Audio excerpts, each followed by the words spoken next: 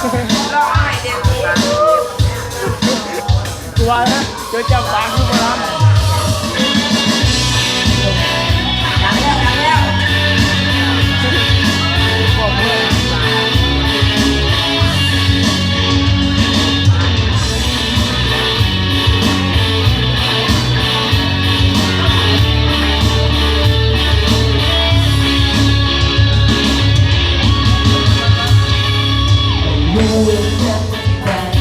โดนใช้ให้ฉันต้องเจอตกเป็นทางรักของเธอทำร้ายหัวใจตลอดดีกับเธอเท่าไรเป็นมาหัวใครๆมาก่อนตายก็ไม่บอกทุกทีเพื่อนอยู่เพื่อนยังเฉยๆแต่ไม่เคยกล้าตัดใจยอมตกเป็นของตายยอมรับคนไม่รักดีแต่อะไรที่เขาทำให้โดนเธอรอใช้เต็มที่สมองก็อยากแต่ไม่รู้ทำไมมันกลัวหรือเธอเป่าเวทมนต์กันช้าจะไปหาผู้ชายวิญญาณ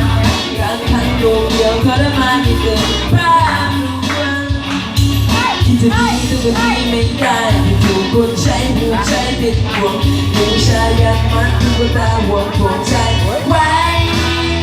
นั้นโดนเด็กน้องใส่กันฉันจึงลงในฉันจึงบ้าที่เธอมีแต่น้ำตาขอแทนใจเธอถูกรักยิ่งทุกวันเพื่อนกว่าฉันขาดเธอไม่ได้บางครั้งเธอก็ยังสงสัยทำไมให้เธอทำร้ายได้ใจฉันเก็บไว้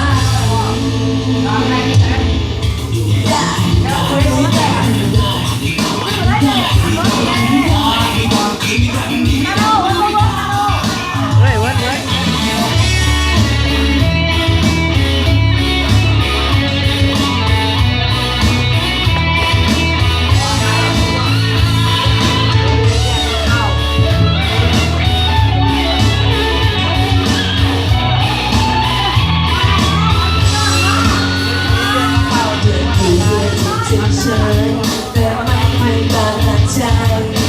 ยอมตกเป็นของใครยอมรับคนไม่รักดีไม่ใช่อะไรที่เขาที่ทำให้ตรงที่เธอรอใช้เต็มที่สมองก็อยากไม่รู้ทำไมเมื่อตัวหรือเธอเอาเวทมนต์กันท้าสติหาผู้ชายผิดอย่างการคันดวงเดียวทรมานไม่เกินภาพลวงที่จะมีก็มันมีไม่ได้อยู่คนใช้ผู้ใจเป็นห่วงผู้ชายยันมัดตัวตาห่วงห่วงใจไว้